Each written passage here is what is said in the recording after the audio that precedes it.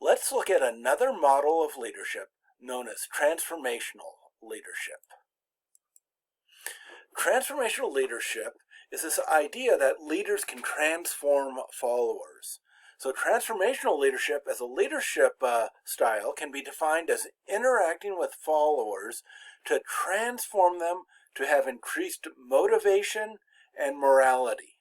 So the idea is that the leader should be so inspirational and so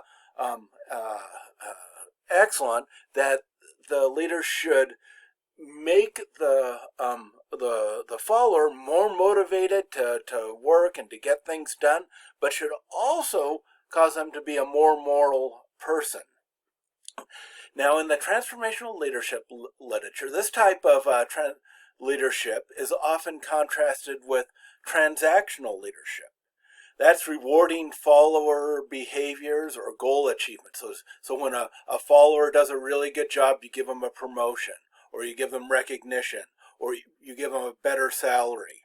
And so that's called transactional leadership, which is in contrast to transformational leadership. And then the third type of leadership that's included in these comparisons is laissez-faire leadership. And that's letting followers do whatever they want, rather than rewarding them and punishing them to get into one direction with transactional leadership, or with transformational leadership, motivating them and inspiring them. Laissez-faire lets followers do whatever they want. Now, transformational leadership says that this transformation occurs through the 4 I's. So somebody picked 4 phrases that start with I to put this theory together. The first thing is the leader needs to have idealized influence. That means the leader needs to be a strong role model. They should have high standards of moral and ethical conduct so that the other person is inspired by them and says, oh, I would like to be like my leader. Secondly, there should be inspirational motivation. The leader needs to have high expectations for the followers and inspire them to be committed to a shared vision, be able to cast the vision of what the organization should do and what their role can be in, so that the people are motivated to follow that. The leader also needs to be a source of intellectual stimulation.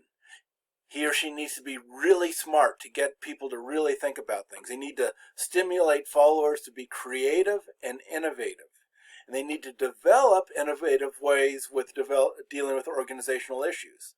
So they've got to be smart enough to come up with new ideas of solving problems, but they also need to be smart enough to bring out the best in other people and to recognize the good that they can bring, the new ideas that other people can bring. The fourth I is individualized consideration. That's the idea of paying attention to individuals, listening carefully to the needs of followers, and being there to help followers grow through personal challenges. So these are the 4 things that leaders are supposed to do, and according to the theory, it will transform their followers into better people and people that are more motivated to accomplish the organization's goals. Now, transformational leadership theory is really popular, and it has been popular for the last 15 years or so. And some of the reasons that it's so popular is that it reflects an ideal leader.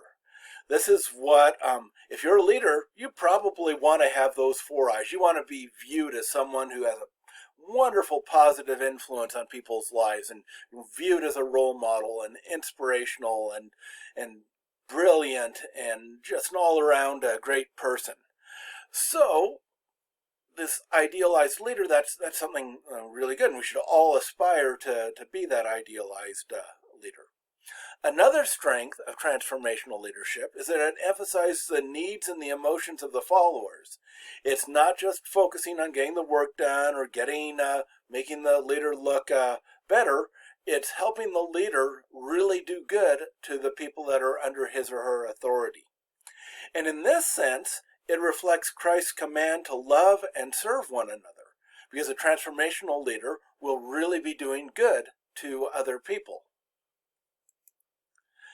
Now, there's also some weaknesses of transformational leadership theory. One is it doesn't predict employee and organizational outcomes as well as LMX, like organizational commitment, worker productivity, meeting team goals, things like that. LMX as a theory, where we look at the quality of the relationship between the leader and the follower, tends to be a better predictor of almost all of these organizational outcomes rather than transformational leadership.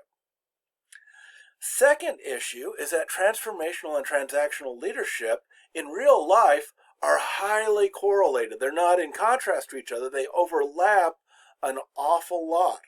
The best transactional leaders are the ones who pay their employees the best, who won't tolerate poor performance. And so transactional leaders or transformational leaders tend to be transactional leaders, and transactional leaders tend to be viewed as transformational leaders. A third issue is that this essentially ignores task-related behavior. It's all inspiring the person. It's not like, well, how do we actually get the problems solved? And it may be popular because it reflects how leaders want to be seen, rather than power-hungry, narcissistic brown-nosers who are not very competent, as is often portrayed in the media. And unfortunately, there's an awful lot of supervisors and managers who kind of fit into that category. So it's valuable in that it gives us something to aspire to. It gives us some ideas like, oh yeah, this is how a good leader should be. But in terms of research and actually describing predicting positive organizational outcomes, LMX tends to be a better theory than transformational leadership.